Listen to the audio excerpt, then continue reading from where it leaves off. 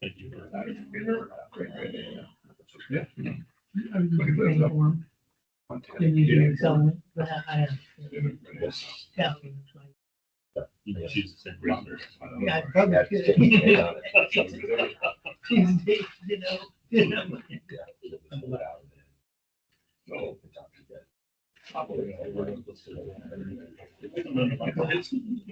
really shocking.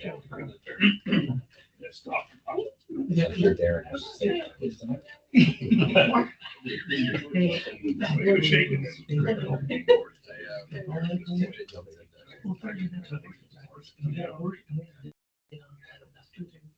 It was the first one, so Andre, Keyboard. and I'm always going back, and also because I was like, hang on, last thing, What's wrong with you? nothing. Relax, 2-year-old. He's gonna get good kind of first. No. Well, I missed two, No wonder he's- Two months ago. two left, well, more, yeah. Oh, yeah. Yeah. Anyway, Yeah, no biggie. We did reschedule for that. For the reschedule. Rescheduled for awesome. February. Yeah, Monster. Wednesday the 4th. Wednesday the 4th. March 4th or February 20th. Okay, so miss. Drive off and find Yeah. out. All right, you ready to hold this thing? Call to order this meeting of the Oakland School Board for Wednesday, January 14th, 2026, 7 p.m. Please join me for the pledge of allegiance.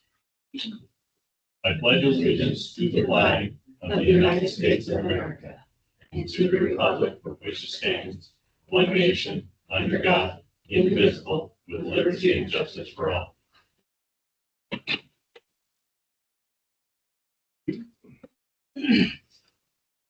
Recognition of visitors. We have a few. I think we got a few seniors carrying over for last second meeting before the semester ends. Gonna be procrastinators, I think. And then we've got our board reporters and our regular. All right. Awards recognition and correspondence. Well, as you see from dinner and the different things in front of you, it is Board Appreciation Month, and we wanted to just kind of show you guys how much we appreciate all the hard work you guys do, and a lot of it is unheralded. If you ask around the community, some of people might not even know who you guys are, but you really are the backbone of what we got going here. And appreciate all that you do. And the staff appreciates you guys as well as the students who might or might not know what's going on, at least the ones that are required to be here do, but beyond that, it might be a stretch, but we definitely really appreciate you guys' support and guidance and direction. So thank you guys for all you do. Stuff that you have is created by students. I'll let the principals talk about that a little bit, but yeah, very much thank you guys for all that you do. The elementary provided the meal, but we also had individual cards from the 4th grade students. And then our after school program made this beautiful sign. They are very aware of what we do.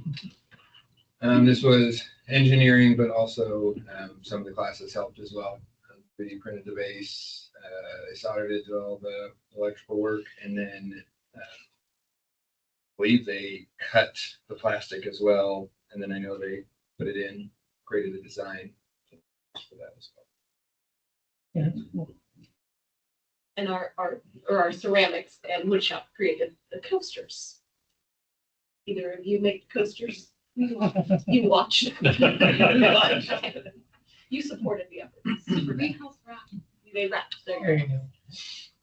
Well, thank you all for a great dinner. Thank you for these wonderful gifts, and it's an honor just being on the school board and serving the school district. He's also a good, kind of evolved into what we have here, and it's just neat to see so many things going on in the buildings and in the classrooms that, you know, are hands-on type things. Kids are getting skills in middle school to be able to build that, and the CNC machines at the high school have been a game changer in there for the metal and the wood shop. Adding the space on there so there's room for them to work and do that has been been awesome for the kids, and the kids are just super stoked about it. To a variety of things. The creativity now is really, they're just starting to dive into getting and doing some very creative projects. So, pretty exciting stuff. And then the other recognition we have is it's a board letter in your packet. Essentially, we sent a group of wrestlers down to the Shamrock Classic, which is a normal for us. It's been on our schedule for probably 20, 25 years down at Riddle. It's a big, crazy full day of wrestling in a facility that doesn't have room for that many wrestlers or people. And they have their head kitchen person is also their gate person, ticket person. And so she was there kind of running all of that. Well, then they had a custodian for like the first 4 hours and they left. And when they left, it all fell on Karina, the gate person. And we had our team down there and there was trouble in the boys' bathroom, lots of messes in there. And she was struggling to get those lines of people to get in there. And so she couldn't get in to clean it. So we got our bus driver, Lauren, over to take the team down, and he jumped on board and got his hands dirty. Plunged toilets, he replaced paper towels, cleaned up some messes that were in there, just did a lot of great things. So Karina emailed me, asked who our bus driver was, wanted to say thanks, and then the acting superintendent that Riddle was also in the mix, and so he wanted to write a letter of recognition and wanted a copy for you guys to see, but also wanted a copy for the Riddle School Board to see that, hey, this is how employees should act when they're on the way that they should do. So wanted to make sure you guys got it in there just to show. And I don't, well, this is awesome. I don't think it's completely out of the norm. I think all of us when we go out on the road, try and make sure that the place is in a better place than when we got there and pitch in and lend a helping hand, which is really what the Hooper spirit is. So great to see, and it was nice to see that recognition. So I just wanted to pass that on to you guys. I assume that Lauren had seen it as well. Yes, we sent him a copy of it. When I responded to her email, I said I would find out because I thought it was Lauren, but I wasn't sure. It was the weekend of the Euro Hamilton tournament. So I checked and it was. So then I responded again with the driver's name, and then I included Lauren and Mike, supervisor, in those emails. And so they were in that, and then the dance purchased the letter. He sent it to me, but copied all of those guys. So you got to see it as well. Lauren was very, very humbled and thankful for it, and sent a nice email back to the group. So, Nice. Next up, adjustments to the agenda. I have two kind of small ones. We're going to leave 8.7 on there, the audit report, but we'll leave it on there when we get to it. Corey will kind of talk through why they're not coming tonight. They'll be here in February instead. So the only adjustment is you can scratch 10.1 for your action items. We will not approve the audit tonight. That will be there at the next meeting. So Okay. Public comment on non-agenda items.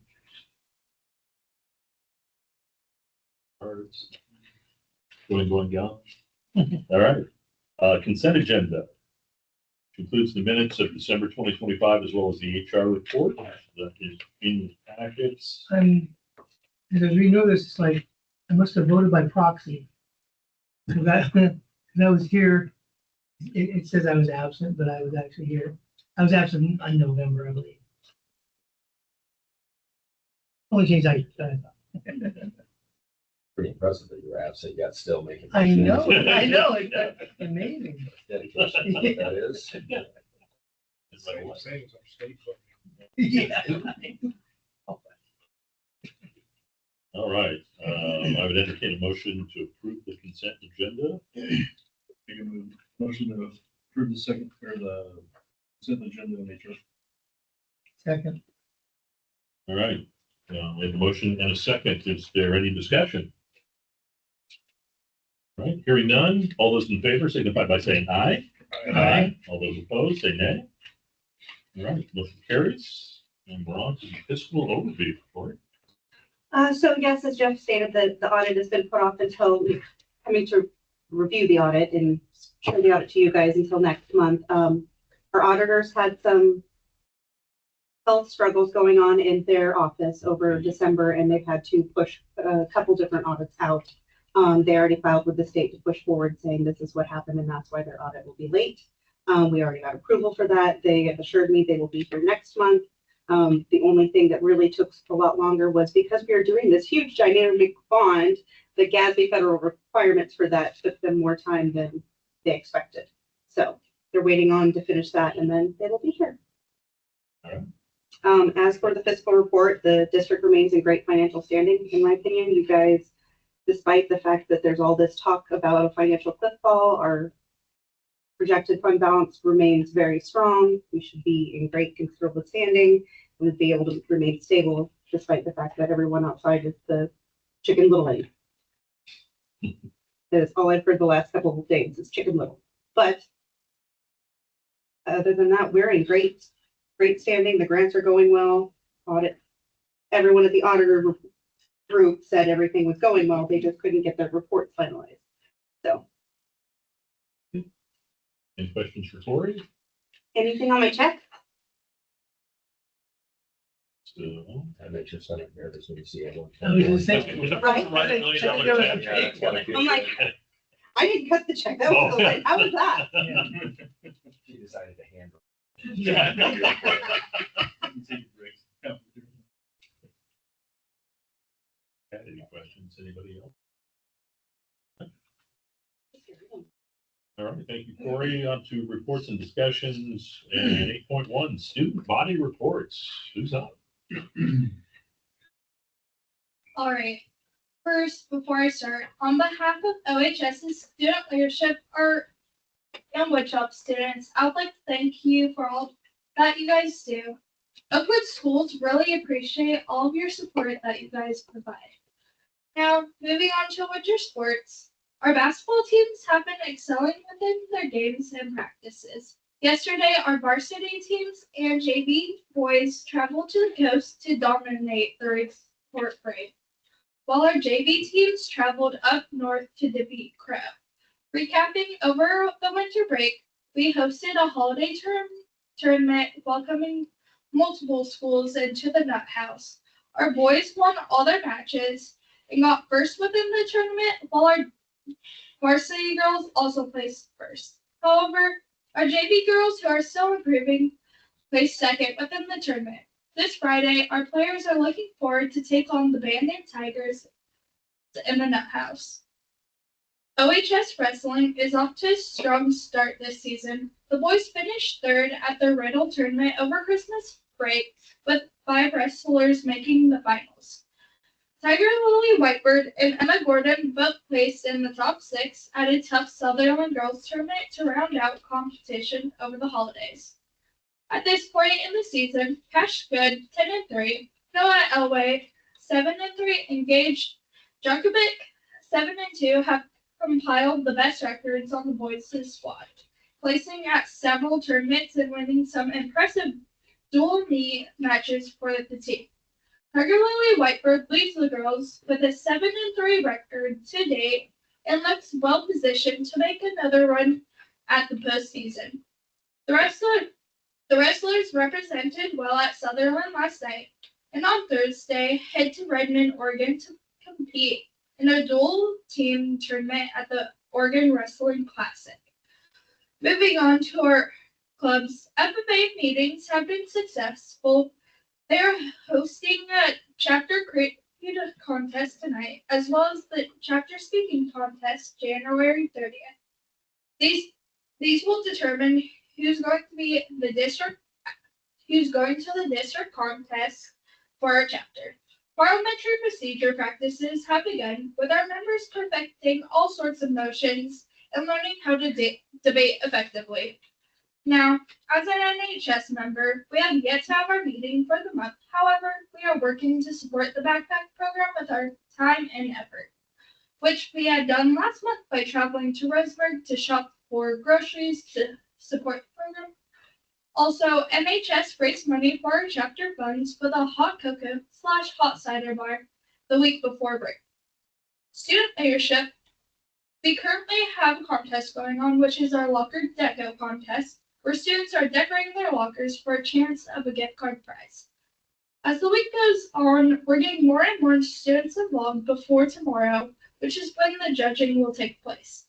Also, before the break, we had our Holiday Spirit Week, which had ended in a success. It was fun. Everyone got involved. And in general, it was an excellent week. A large number of students participated, and we are still working on getting our students involved at our home games. Now, lastly, moving on to our after-school program. Last month was an art-based project inspired by artists all around the world. This month, we are offering CPR certifications as well as driver's permit tutoring to help our students get their learner's permit. Also, we're continuing to offer homework help in the library as we'll be doing this throughout the entire year. And I would say that this past month has been one of our most successful months with all of our dress-up days and just activities to get our students involved. It increased our student involvement by a pretty big percentage. And I saw so many students in the halls participating within our activities that we had for the month. So we're hoping that this success will keep going into the new year. And thank you guys for listening. And happy Board Appreciation Month. Thank you. Okay, who's next? Hello, my name is Ron Goodberg, and I am a treasurer in leadership. For this quarter, we are focusing on the Use Empathy part of our NUTS acronym, which stands for Never Give Up, Use Empathy, Take Responsibility, and Show Respect. We've been practicing kindness as a way of showing empathy. Each student has a kindness card that has 10 spots that can be stamped. When a staff member catches a student being kind, they stamp the card. At the end of the quarter, students with completed cards will be able to turn them in for a prize at the Leadership Snack Shack. Also, as a way of showing empathy, leadership has started a winter clothing drive for those who don't have access to winter wear in the winter. I want everyone to be nice and cozy in the winter, and this is how we'll do that. Thank you. Now here's Shannon. Hi, my name is Shaylee William. I'm the activities coordinator and leadership. Sports at Oakland Middle School have been going really well this year. Before winter break, our boys basketball teams won both A and B team tournaments.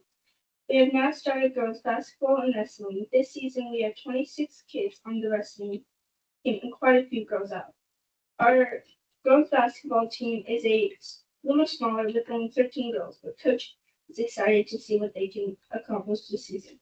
The leadership team will now like to take this time to thank all the school board members for helping schools run smoothly and safely.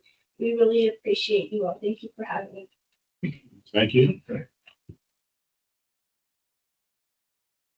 And thank you all for coming. Certainly, you're welcome to stay for the meeting, but if you want to leave, this is probably a good time. Thanks again for coming. You're awesome. Nice job, guys. Thank you. There you go, Ron.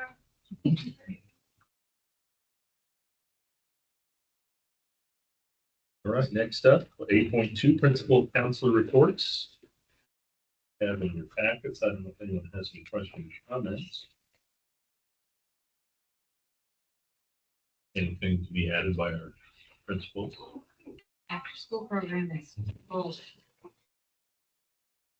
67 students. It's been broken into parts and sections and it's working smoothly and Yeah. it's nice. Yeah. It's nice to offer.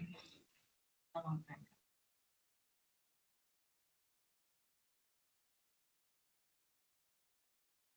That's it. Don't have anything. All right. Any questions for anybody? Well, gonna let them off the hook. All right. 8.3 Custodial Maintenance Report also in your packet. We have a chance to look at that. All going well there. Okay. And 8.4 the Facility Report. Facilities have been, we keep saying they're slowing down, and I think they are a little bit. Christmas break was big for us because we were able to get in. We had some warranty work in the 5-6 hallway that we needed to get taken care of. Flooring people came in. They did replace all of the bad tiles. They're convinced that the people that came in and laid the floor are subs. So the guy that got the contract provided all the materials and hired the subs, and he hired people the first people that laid it. I don't know that they were a bad group. They just didn't maybe have quite as good an attention to detail. Seems like the consensus is it was a bad batch of glue. So we have tiles popping up throughout the floor, and especially on the edges. And because the glue didn't really set to the cement, it gets some little air bubbles in there. And then as you walk on it, it gets foot traffic, they start to bubble up, and then the tiles curl up. The middle hasn't been too bad of a tripping hazard, but it's been really bad around the edges. We are of the opinion they need to replace the whole floor, but while we recommended that lightly, we're not in a position to do that yet. We let them, they're trying to fix it, and they sent different installers in. They did fix it over break. They spent about 2 days in there, pulled up all the bad tiles, replaced them, agreed 100% that it was bad glue, and they could tell when they pulled them up. So they re-glued all the ones that they pulled up around the edges and a couple in the middle, and redid the molding around the sides. But we're planning on going back to Paul Sizzler and saying, hey, you're going to end up having to replace it. So at this point, we've got 2 years out of the floor. The warranty doesn't kick in until we accept it, and we haven't accepted it yet because it's been having problems throughout. So we feel like we're going to get 2 years out of it and probably get another new floor. So we think that we think we're good enough to make it to summer, and then we'll make the decision at that point. If nothing else, then the warranty will kick in. So we'll have a few months to monitor it. Also, the fire system, they got in and have done the rest of that. They showed up on Friday, and we think we have that wrapped up. Everything's communicating and it's back online like it should be. So we're good to go there. We feel like pretty much everything's done with phase 2 of the 5-6 hallway. We also those were 2 new classrooms that had no windows because they were the two old locker rooms. So we went ahead and it was a really inexpensive fix. So we essentially did what we did to that, or what is that door is. We bought 2 windows that essentially go into the doors, and we cut a hole in the doors, placed those windows in there. So now at least those 2 rooms have some natural daylight. They have shades on them, but they can open their shades and get some sun. And both teachers were extremely grateful when they got back. We did it over break, so when they got back, they could see it, and they were both very, very happy with that. So phase 2 is basically in the books. Phase 1. Still waiting on our hoop placement, which when they come in and do that, they'll get that fixed. So we're in good shape there. Softball field poles are set and poured. They are up and ready to go. They have been, McKinsey, the crew that's been here, has been putting up all of the finished plywood in the new gym as soon as that's done, and it could have finished. It was supposed to finish today. Then they're going to move over and they're going to start framing the dugouts. All the materials are sitting over there, covered up, ready to go. They got to pour the slabs and then frame it. So that I gave them a February 14th hard deadline of that having to be done, and they still feel like they'll have no problem hitting that. So in good shape there. Excavator was started on Monday. They had to dig the ditches for all the drainage, gutter drains off there. I had some electrical and water lines that we had to move with all that. So all that has been, I did not follow back up to make sure that was done, but he was in on Monday. I thought he was going to finish yesterday. So I think that's in good shape there. Moving along there. I did get a hold of Lori from the city, Lori Price, about why obviously this didn't happen over Christmas break like we thought. That she responded with the weather got to them, so they're going to essentially wait till March. And I said, well, that's going to be a problem with baseball, so we're going to really have to schedule around that. So I sent an email that had Jim Hart and Brian Gill, the guy that's doing the actual work, were included in the email. So I said, we need to give me a couple of weeks before you get ready to start, or before you have a date you're going to start, and we'll get together and determine when that's going to work and how we're going to work around. Spring break, we usually haven't seen the baseball schedule yet, but usually we don't play home games over spring break, so we should be able to hopefully get the bulk of it in then. They feel like it's about a 2-week project, so we should be able to get the bulk of it done. And once they strip the road, you'll still be able to drive on it until they come back and pave it. So really, the work's going to be on the hill, and that's what I'm hoping they can do over spring break when we don't have home games. Field at Washington still haven't sold yet. No change there. Still just classroom size makeup at OHS. we're in the planning phases of that. We had a pretty in-depth meeting discussion on that last Thursday at our meeting. We think that it's going to be most cost effective for us to, which I know this is kind of hard to fathom, but it has penciled out. Originally, we were going to replace the wall. Essentially, if you come up High School Hill and you look, if you're walking up in the front of the high school, the corner there of the brick, so outside of that English room right there, you got all full brick all the way to the ceiling, and then there's that inlet that goes in when you walk in the doors, and then it pops back out, and you come to the front of the office, and then you've got Rachel's office, Miss Walker Clark's office, and then it pops back to the library that goes down that way. We were going to replace all of that, take all that brick out because brick and seismic don't go together. We're going to take all that out. We're going to square that off. So we'll incorporate that out. That entryway will then become interior space. But going down the way, there's windows. They were going to tear that out, and they got to put shoring up about every 12-ish feet. And the shoring's got to go from the footing up to the ceiling.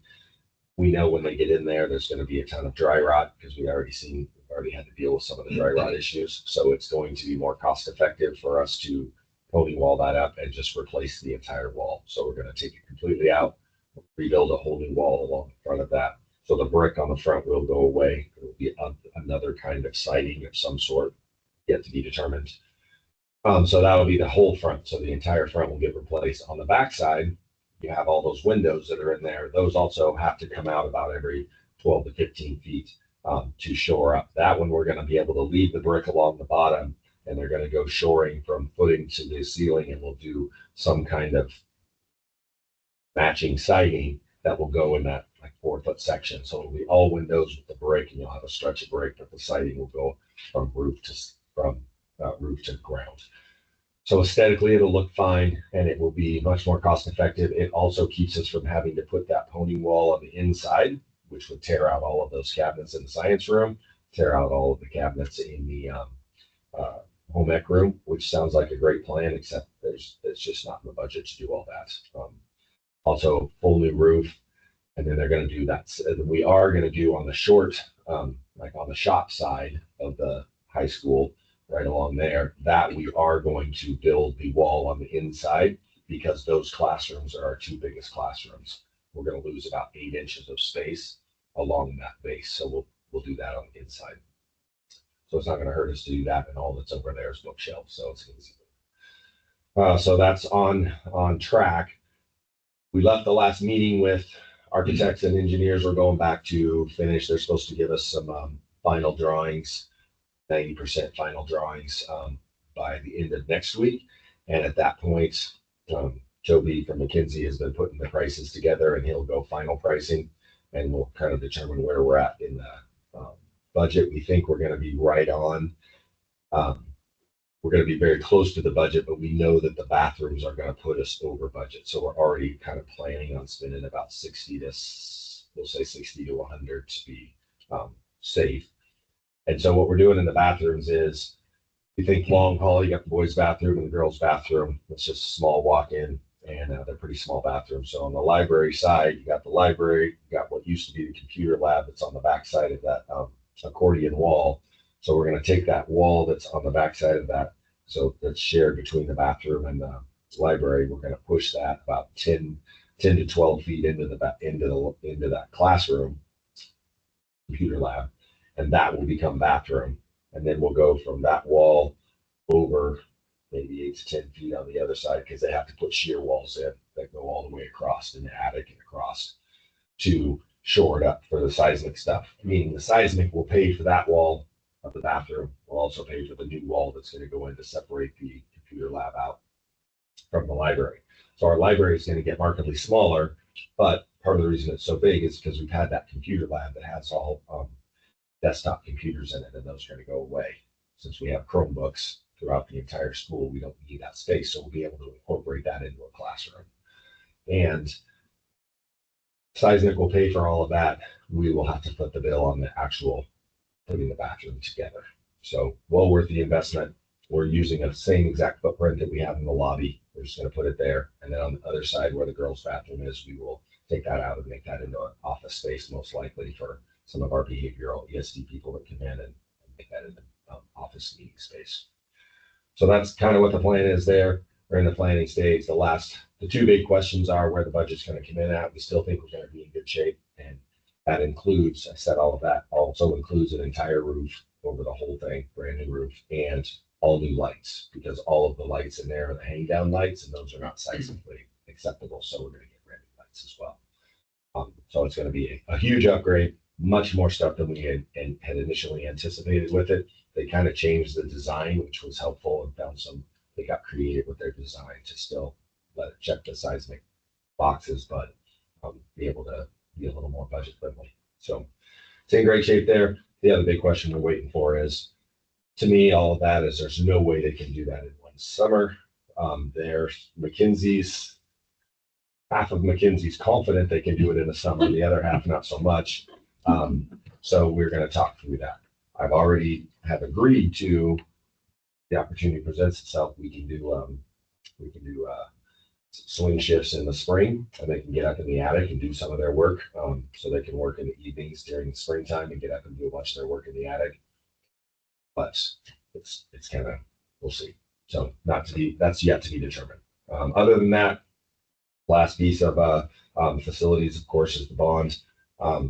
Gym, it's making good progress. We were pretty locked into that February 1st-ish deadline, but we ran into two big hurdles. One was bad. All of our sports equipment that we got from a nice, good American company that provides all that stuff and gets all the basketball equipment, because those are all roof on their wall hanging, roof supported basketball hoops. So 6 of those plus the volleyball standards that go in. That company is providing all of that equipment, plus they're also putting the bleachers, they're setting up the bleachers. We have the bleachers in Eugene, they're up at McKinsey waiting to be put in. So the bleachers are here, lockers are already on site in the locker room, they haven't been put in place yet. So they're putting a drop down curtain, the lockers, the bleachers, and all the basketball hoops and the things in the floor. We're supposed to be here. We had some communication issues where he basically ghosted McKinsey for about a month. And so I called him up the message, and miraculously he called the next day to tell us that all of our equipment is on a boat coming from China to here. And it will land in New York around February 2nd and then get offloaded onto a train and then get here. So we're not going to see it till mid-February. So our February 1st deadline is now pretty much late February, early March, which is still fine in the big scheme of things. It's fine. We're still 2 months under 2 years from bond passage to completion, which is unheard of. But we will miss that middle school. We thought we'd get that second half of the middle school season up there. We also ran into trouble with our floor, the cement. We had to do a moisture test on it, and we missed it by 1%. It just hadn't cured, which doesn't make sense to me because it's been poured for 8 months. But so we brought in a third-party tester and had them test it because it felt like a bit of a money grab for the people that are putting it in. Tested it and said you missed it by 1%. So instead of your 6 mil vapor barrier, you have to use this other vapor barrier that costs $27,000 to put in place. And we're like, that doesn't seem right. So we had our third-party guy said, 80% of it passes, but 20% of it doesn't. You'd still be okay with this product instead of that product. But in the end, the people that provided the floor and the people that are installing it, those are the two people that have to warranty it. And they won't warranty it without this other more expensive vapor barrier. So we don't really have a choice. We have to go with that because we need a warranty on it.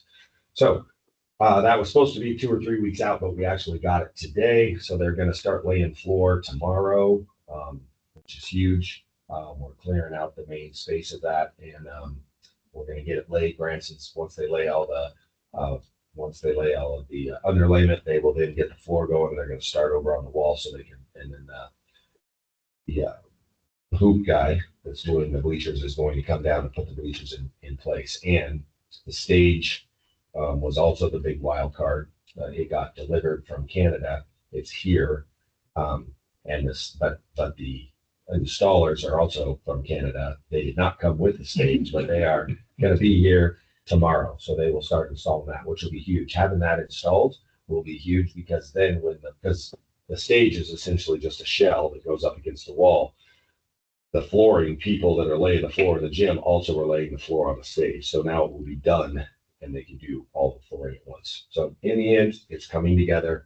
The lower roof part, so the locker rooms and bathrooms and concession stand and all that should be done by done by the end of the week, early next week. Like done, the entryway is almost done. Waiting for those 2 windows that or 3 windows that failed their argon test to be delivered once they're delivered. So we're on a great pace. I'm really done with my frustration and anger over missing our mark. I mean, Christmas was within reach. February 1st really still felt good, and it would have been except for, and to be fair, Mackenzie took some responsibility for not staying on top of this sub. I mean, our exterior siding sub wasn't great either, and so that fell behind as well. They're catching up. And then we started we got our excavator, dirt guy back. He started working this week, should pour cement between the modular and the gym should be poured later this week, early next week, depending on weather. And then he's going to go right into all the cement around front. And then we will have to make that determination just because it's not going to fit where we thought it was. So we probably are going to explore paving that area instead of grass and making that parking lot. Got to look at some costs. As of right now, we're still about $250,000 under budget, probably a little bit more than that, but that's what I think after all last minute expenses that we don't know about. Still think we're going to have about an extra 250 to add to the parking or two that's left that we're going to dump into the parking. That will still allow us to have all of our interest, which is around 215 now that we're giving back to the community like we promised. So still going to be in pretty good shape. So there's your facilities report. Any questions? Just a comment.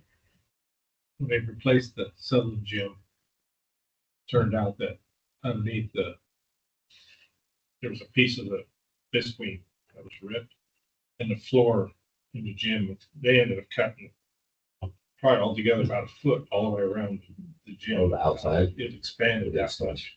Oh, yeah. And That that was- was problem for years. Yeah. They'll buckle quickly.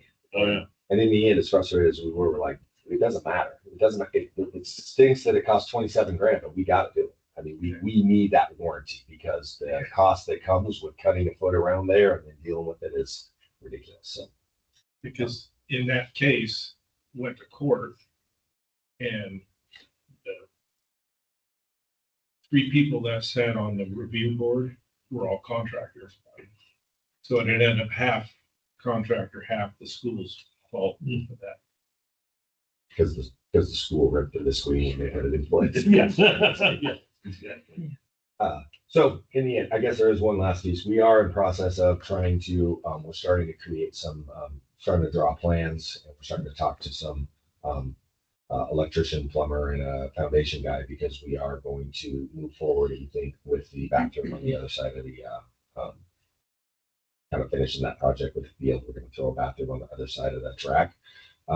So we believe at this point we're moving forward with, we think we're going to have a plumber and plumber and an electrician and someone to do the foundation for us. But I think our CTE classes are going to frame it, side it. So we'll have a huge savings out of that. So should be good shape there. So that's in process. That's probably our last big-ish project. The other one is the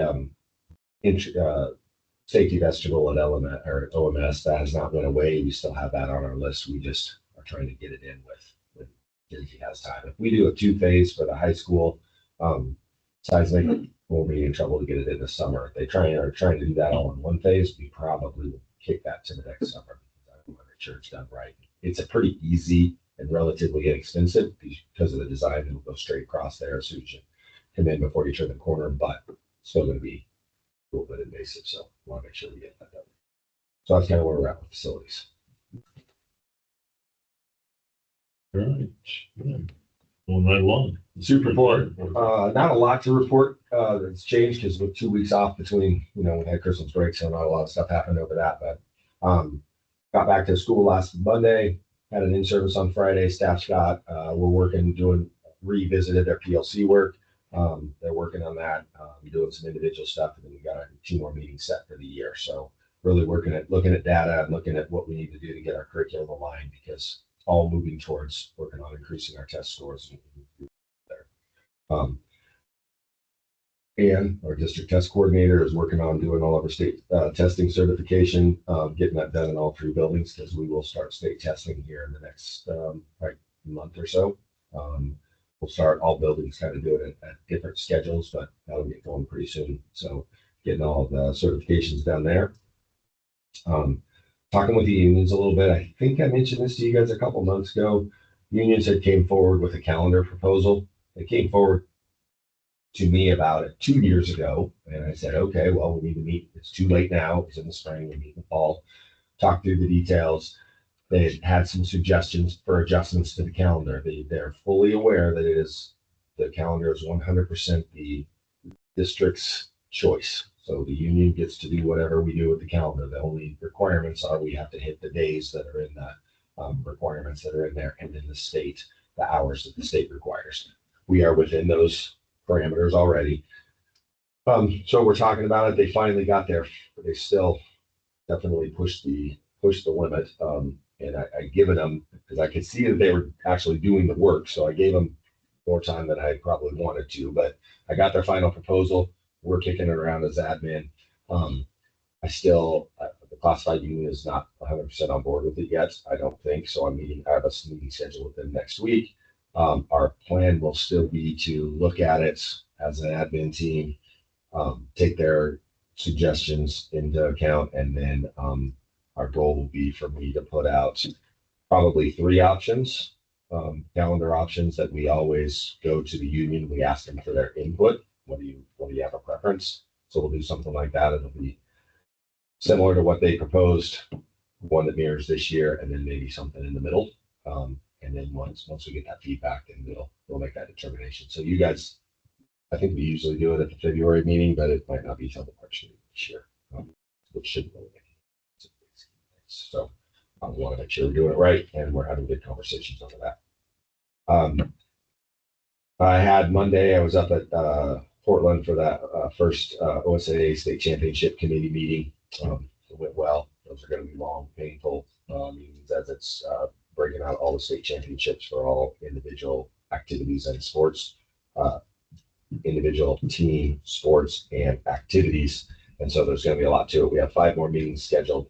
Almost all of them are on Monday. So it's going to be 5 more Mondays that I'm out as part of that, but kind of like serving on the board and doing the other things I've done with OSAA. I've been here long enough that I have a good voice for the state, for 2A for the state. So it was worthwhile. So again, thank you guys for letting me do that. Even though I was personally, when I was coming down here, they just said no. And then lastly, just a heads up on the Accountability Act. We've talked about it on and off for a while. That was passed at the long session back last spring, House Bill 141, the accountabilities of schools. That's been huge. They continue to give us, they did increase the amount of money they gave us, but with that money comes strings, as always. And this time the string is accountability. Like many things the state does, they took on a big thing, big, huge bite that they're struggling to chew. And so they have went through, I won't break it all down for you because they just started the rulemaking process, but some things have been determined. And one of the things that's been determined, and we were not happy about it, but that's how it works.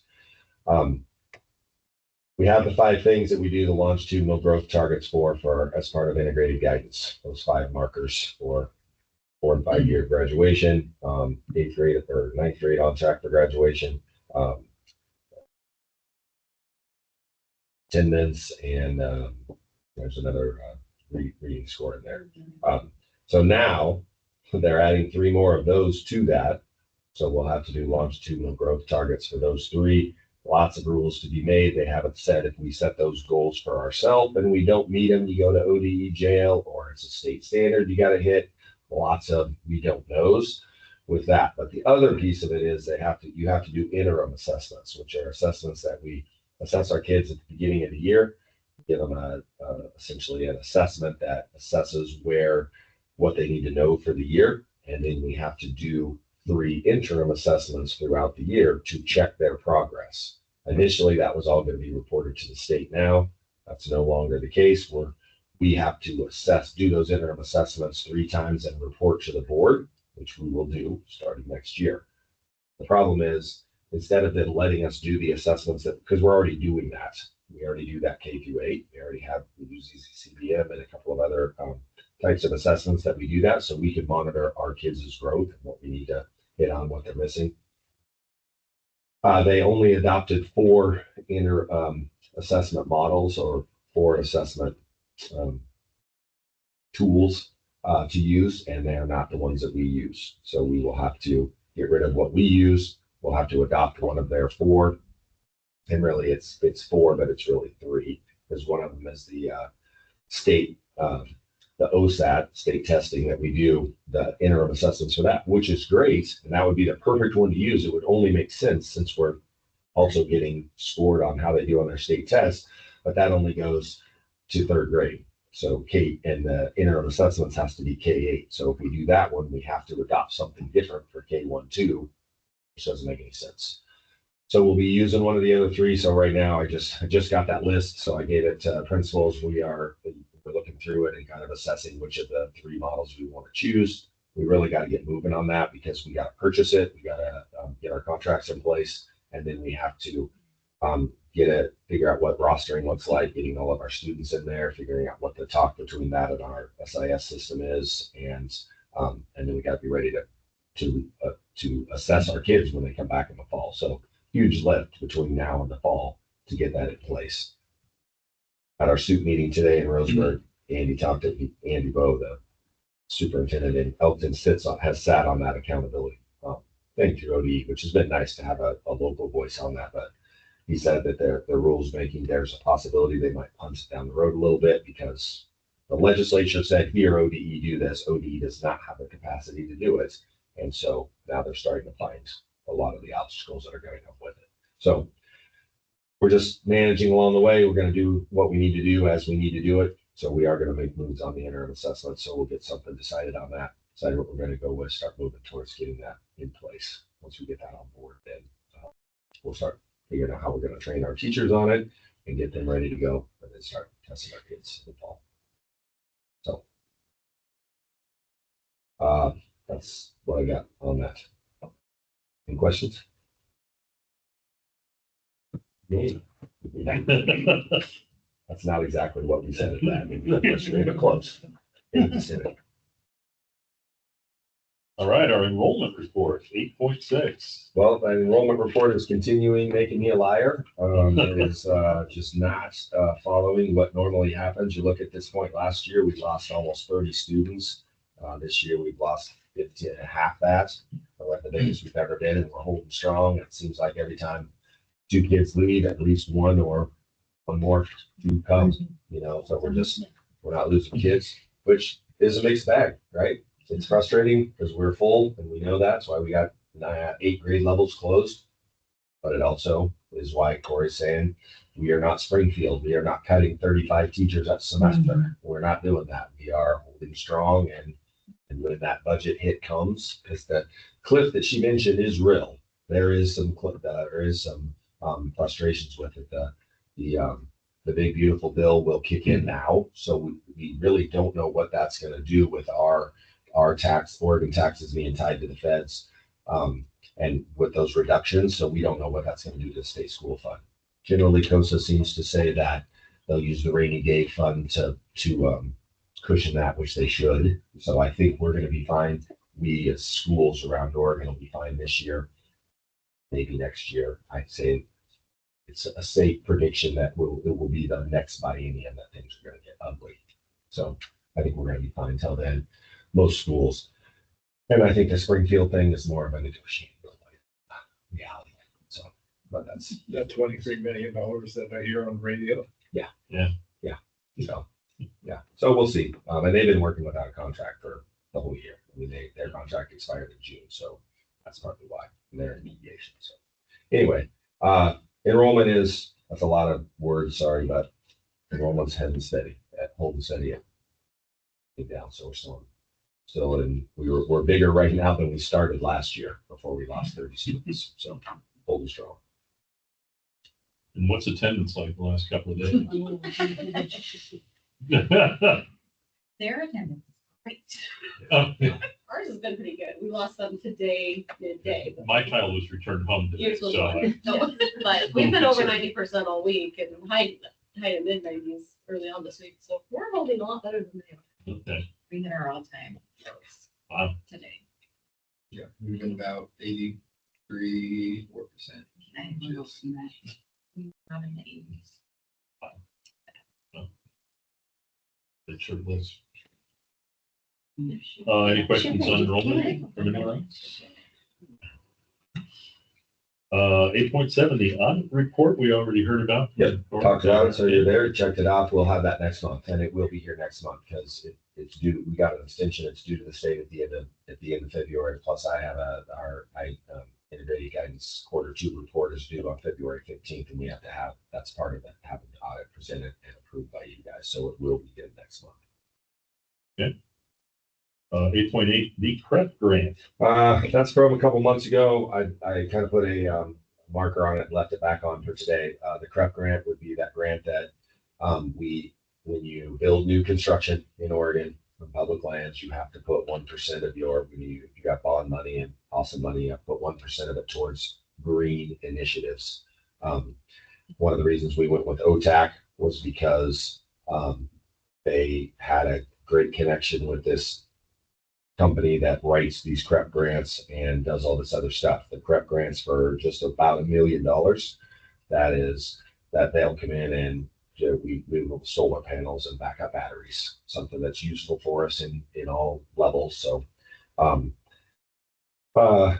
and they were supposed to, the window for them to determine it was January 4th through the 7th, which was last week. I got an email yesterday forwarded to me from the connection through OTAC that essentially forwarded to me from the guy on the CREP grant selection committee that said they were behind and they should make notifications later this week or early next week. So we'll know whether or not we got it late this week or early next week. So, and I do, as I understand it, there's quite a bit of latitude with that. Like if we're going with solar panels and backup batteries, but I don't think we have to put those solar panels on the new gym. We can put them on the bleachers or we can put them somewhere else as long as they're accessible to that. So I think we have some latitude there, but that's going to be something that hasn't been really high on my concern list. It'll get there when it gets there. So we're waiting for the grant, so we'll get some action going once we figure out if we got it or not. So that's where we're at with that. I was hoping that I'd have an answer for you, but I checked my email before I came in here and I still haven't heard anything. So later this week, early next week. So that didn't have to be incorporated into the construction as it went along? Well, that's our pass on it was we applied for the grant. If we don't get the grant, I don't have a clear answer of what that looks like. We might end up having to pull 1%, which is about $100,000 to what we're going to do something green with. And I would say our options to do green things with $100,000 is going to be a lot different than our options to do it with $1 million. And we're not going over that. I say 100, it's really 90 probably is what I can get away with. It has to be 1%, it might even be 1.2 or something, but around $100,000. So we might have to get creative. We don't get the grant. So hopefully we get the grant. We'll see. All right. 8.9, forest land lawsuit update. I got this nice extensive email. I'm not going to waste your time with it too much. Just to say, the gentleman that was here last meeting or 2 meetings ago. So the one that was here, they at that point he said that their lawyers had resigned, and so they got new lawyers. So he sent me a thing. I had to sign it for the district, essentially saying, "Yep, we're still on board with the new council. New council's in." He gave me his their backgrounds. It's Mr. Daniel Crow and Miss Laura Cooper, our legal team. I sent the documents back. Mr. Crow is eager to speak briefly with each of us, with me, much like a pharmacist consulting with a patient before a prescription is finalized. He wants to personally introduce himself and ensure that everyone's on the same page. anyway, the other piece to it, they did have a withdrawal. There was the three school districts, Siuslaw, Powers, us. So there might be those three for sure, though. Might have been a fourth district, and there was a couple of individuals. The individuals withdrew themselves because the individuals, this group was not picking up their tab in it. They were having to pay legal expenses, so they decided to withdraw themselves from it. So they changed it to the lawsuit caption now is Oregon Advocates for School Trust Lands et al. Versus the State Land Board. So we just incorporated that. That way now I don't have to, it doesn't specifically say Oakland Siuslaw and Powers, so I don't have to answer questions. Not that I've received any media questions, but as it gets heated up, we could. Now it's just one thing, so everything will go through there. So I did the paperwork that I needed to, and we're good. Still moving forward. Again, this is yes, we're involved in it. Our name is on it, but it's really hands off. They're managing everything. No cost to us. So a little bit of headache for me for conversations here and there with him. And as you can see, he was not short. They're not short conversations, but they're good. It's good to listen to and chat with. I'm sure everyone did the book. I'm sure you guys did. There will be a test at the next meeting. You guys will look through that. 8.10 superintendent evaluation. Okay, speaking of tests at the next meeting. All right, so it's that time to evaluate your superintendent. So Lynn will, at this point, I talked with Kent a little bit. He's going to talk with you guys some. If we want to change, because I know I've heard some grumbling a little bit, but generally it's a little bit of grumbling when it happens. And then you do it and you go, I don't really like the form very much. And then we don't think about it again until next year when it's time to do the form again. So if you want to change it, that's fine, but it's too late now. So we got to do what we're using now. So, and again, I don't care. I told Kent, and I'll say, you guys can use whatever tool you want to evaluate me. I'm open to it. It doesn't matter. It doesn't matter. I want evaluation of what I'm doing well, what I need to get better at. The tool is okay. It's not great. I've shared it with a couple other districts. It's pretty similar to what they're doing. So we're going to Lynn will email that out to you tomorrow. I want to talk process with you. It's maybe a 2-page document. You go through there. It gives you, there's like 5 or 6 categories, and in each category, there's 5 or 6 subcategories. It gives you an option to go 1 through 10, and 1 being low and 10 being high, and you go ahead and rate it. There's also a not applicable or no opinion. Don't feel like you can't use that if you really don't know. And I think that's the problem with it. There's 2 or 3 things in there that you guys as a board might not really know if I'm doing that well or doing that poorly. You just might not know. So if you want to put no opinion, that's fine. Lynn's going to give you a date that she would like those back in her hands, because she will then compile those and take all 5 of your guys' scores, average them out, put them on one list, and then at the next meeting, at the February meeting, we'll do an executive session that'll start at 6. You guys will be in here for the first half hour. You guys will go over that as a collective group. This is where we landed, looking at comments from all of you.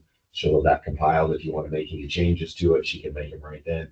And then I usually come in at 6:30 and we go over it, talk about it, basically lay it out for me. This is what you're doing well. This is what you need to get better at.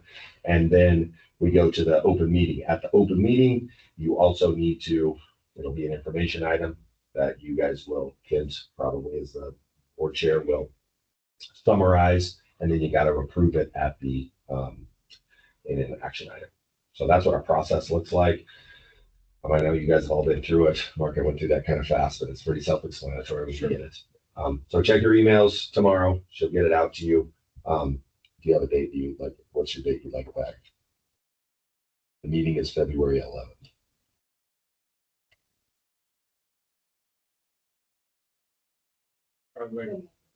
Urban helps me on evaluation. Okay, all right, I'll work on that. Okay. Top shelf. Well, maybe middle shelf. I'm used to ball. All right, so if I go medium, I'm golden. So yeah, if you guys get those back to her by February 1st, and then like I said, she'll compile them. So that's the other piece, plan on the February meeting starting at 6 for you guys. So you gotta open your email. You need me to send you a follow-up text that says, hey, check your email? Okay, that's his way of saying Brett's gonna remind you. Yeah, no. I don't have much service where I'm at. All right, you guys, any questions on that?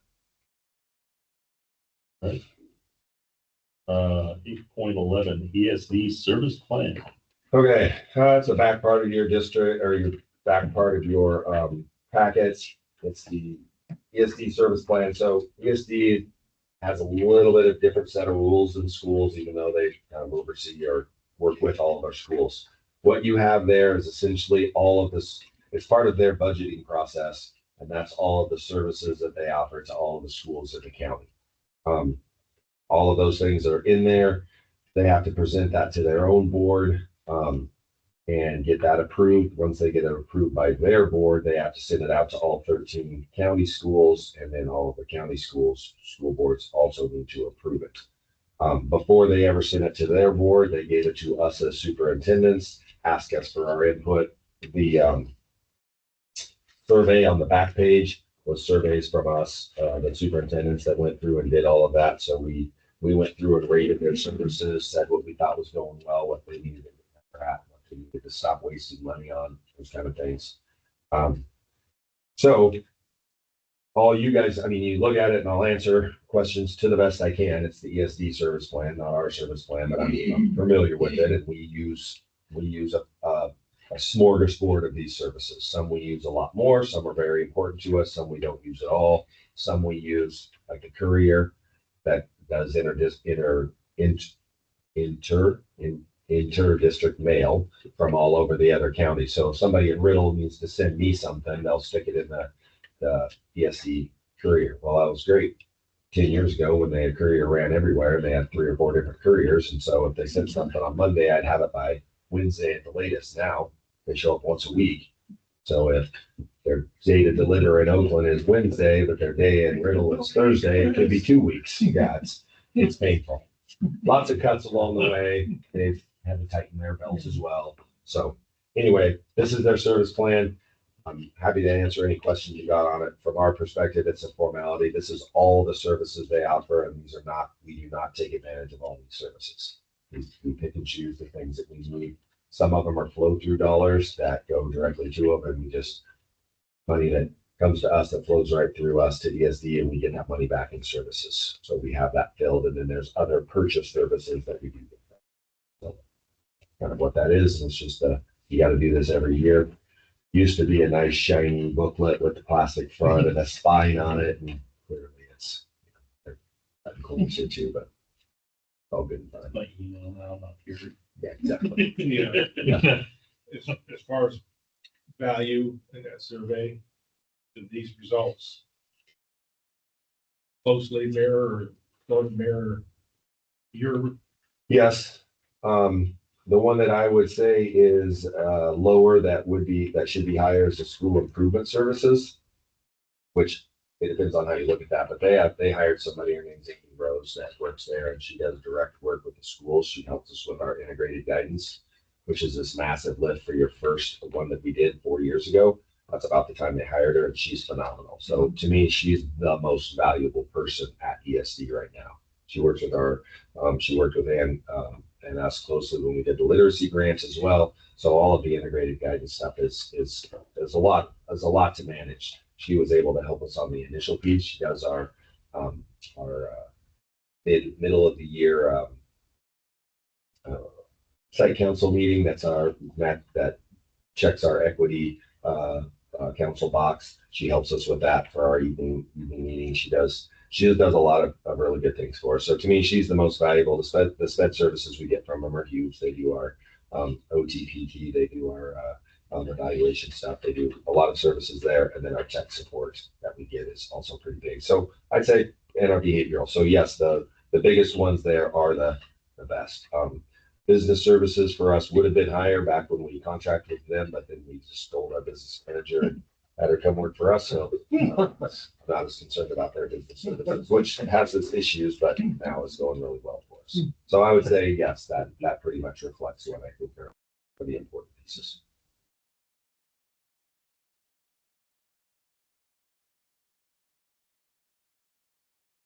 All right, any questions on that?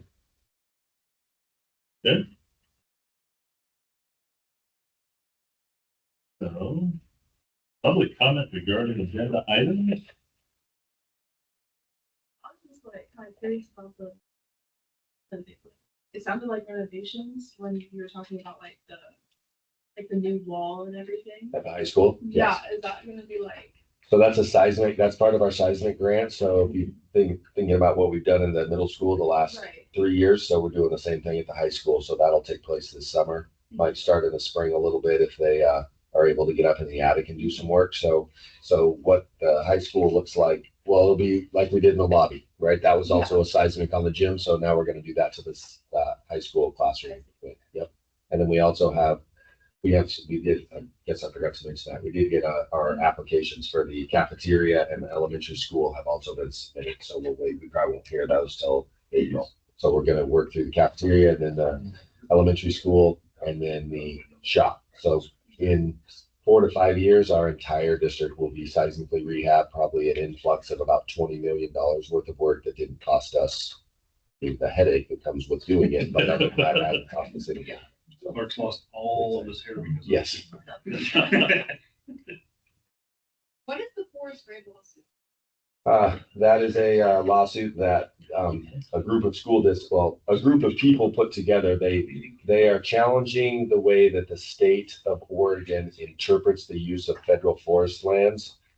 They used to have to, when they how they manage those services, because that schools are funded through property taxes and other things, but because those are federal lands, there's no property taxes to be collected on those. So there was offsets in there. And then the state decided to stop doing that and just said, no, we don't have to do that. So those districts that have lots of federal forest lands in there were getting less money. And so 20 years ago, they did the quality education model that passed as an initiative on the ballot saying, hey, you have to fund schools at this level, but they continue to fund schools down here. So they're essentially this group of people, and we and 2 other school districts signed on to this lawsuit to help support it, saying that essentially calling the state out on how they're funding schools and how they're managing those federal forest lands. And so that's in the process. We're in about into the first year of it. So they're hoping to get to court by maybe November or December of this year, not later. So just in that process. Good question. Yeah. Anything else? No? Got yourself lucky that the auditor punted for a moment. Yeah, you may want to. Yeah, come back I up might again. tell Mr. Ivy Yeah. that you guys have to come back for one. Yeah. He did that for policy. Yeah. So I'm assuming we're gonna lose the prep grant on the action item. Yeah, yes, right now. Sorry. So one action item 10.3, and that is the ESD service plan. That just as presented. Yep, you just guys got to accept it as presented if you choose to. I make a motion that we accept the, yes, Service plan? ESD service, yes, plan as stated. Okay, so we have a motion and a second. Any discussion? Hearing none, let's vote. All those in favor say aye. Aye. Any opposed say nay. Hearing none, the motion passes. And that moves us along to the upcoming meeting input. February 11th is the meeting. That's the second Wednesday, just like normal, and just remembering it's a 6 o'clock meeting. You guys are going to be executive session on your own with Elaine, and Cory might be in here too, from 6 to 6:30, and then I'll come in at 6:30 for the eval. We'll talk it through and then present from there. Meeting at 7, and I mean, buckle up. That will not be a short meeting. We got it. Got it. I mean, sometimes, to be fair, Really, sometimes he's just gotten take shorter. that with He's his gotten comments. shorter. But it Yeah. depends, even when things are going well, sometimes. Just don't ask questions. Yeah. Just nod. Maybe you guys limit. I see that hand. I don't want to see that hand. Yeah, but, he is good, and I like him much better than a previous auditor, so that's a bonus. Okay. And that's it. To give the order. Announcements. It's Darren's birthday. You want us to thank you there, Laura? Yeah. You want us to thank you? Sure, interviewed. Oh,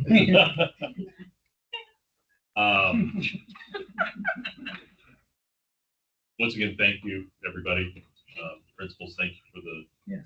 for dinner and gifts and all the great cards. It's awesome. and I think it's fair to say, thank you guys to you guys. I mean, I know it feels like we only recognize and appreciate you guys in January, but we really do appreciate you all year round. And school boarding is not always fun, so I appreciate you guys' work and really your guys' support for the things that we do with the school is what allows us to function like we do. Because many school districts do not function that way and butt heads with their board and the board itself is split and battling quite often. And so the fact that you guys are all on the same page and supportive of what we do is great. Very appreciate it. So thank you. Team. It's great. Takes all of us. The Lokers. Anything else? Am I reaching for the gavel? Sure. Thank you, everybody. Anybody have a computer?